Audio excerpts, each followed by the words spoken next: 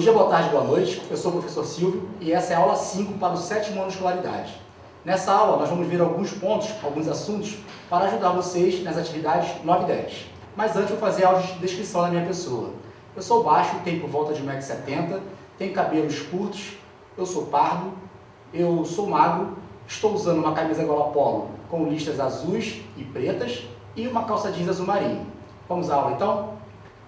Bom, em primeiro lugar, a gente vai ver esse gênero textual, né? esse tipo de narrativa, que é a narrativa de terror ou suspense, né? E como todo tipo textual, né, narrativo, vão ter aqueles elementos, né, o protagonista, o antagonista, os personagens secundários, o tempo narrativo, como a história se passa. Só que agora aqui a gente vai ter algum tempero a mais, né, para ser terror ou suspense. Então a gente vai ter um pouco de mistério, né, para a história ficar mais interessante. A gente vai ter, claro, medo, muito medo, né, para a pessoa ficar apreensiva sobre o que vai acontecer naquela história. E também a gente vai ter quase sempre um final surpreendente, que a gente quase nunca vai saber o que vai acontecer, como aquele antagonista vai ser derrotado. Então, na narrativa de terror ou de suspense, a gente tem esses elementos a mais aí para deixar o texto mais atrativo.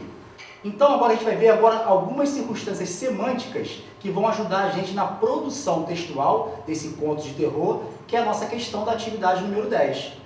Antes, né, falar um pouco desse livro, Sete Ossos, é um terror infanto-juvenil, então os adolescentes adoram esse tipo de história que tem, como eu já falei, tem um mistério, tem suspense. Então fica a indicação aqui para vocês, é um livro já premiado, porque a autora ela soube captar, né, essa história do romance, do mistério, na ótica dos adolescentes e das crianças também. Então vamos lá. Circunstâncias semânticas são apenas informações que vão ajudar a gente a construir um texto melhor e vão nos ajudar também a captar maiores informações sobre o texto, tá? Elas podem ser de várias naturezas diferentes, né? A semântica é o significado. Então pode ter o significado de tempo, pode ter o significado de lugar, pode ter o significado de causa, de modo, e é isso que a gente vai ver agora.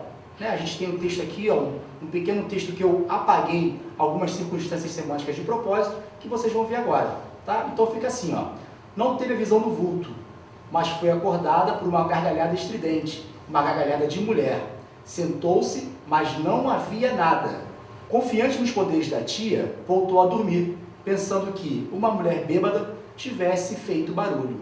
Então aqui eu escondi de propósito algumas circunstâncias semânticas, né? A gente consegue entender o texto, mas agora quando a gente apresentar as circunstâncias semânticas, o texto vai ficar bem mais rico, com muito mais informações, né? Então a gente tem lá, naquela noite, então já está indicando para onde o leitor tem que pensar, né? O que ele tem que pensar. Pô, é aquela noite porque é um conto de terror. Então, todo conto de terror, as coisas acontecem à noite, porque tem a escuridão. Então, é tudo premeditado, é tudo planejado pelo autor, né? Sentou-se na cama, sobressaltada, né? Sobressaltada significa com medo, com apreensão.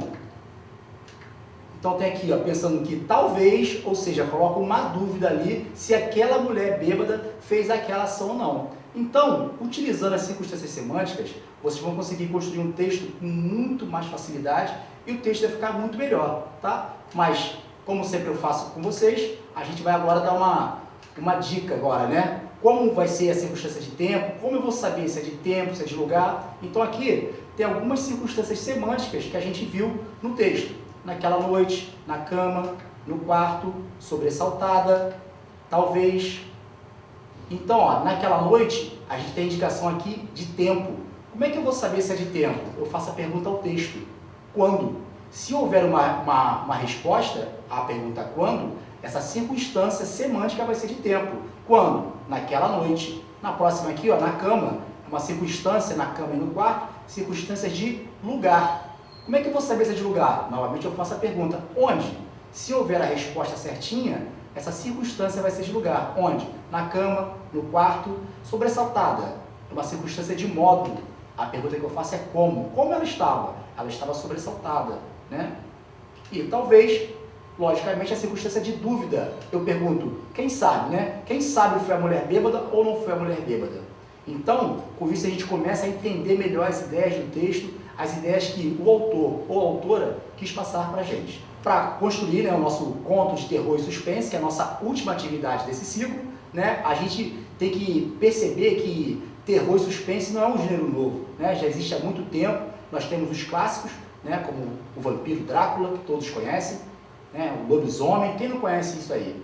Então vocês podem se inspirar tanto nesses clássicos, como em coisas mais atuais também, como o Jason de Sexta-feira 13, né? O Fred Krueger, que esse é mais do meu tempo, lá da década de 90, que deixou muita gente sem dormir, porque o nome do filme era A Hora do Pesadelo, ele atacava as pessoas no sonho, fazendo pesadelos, né?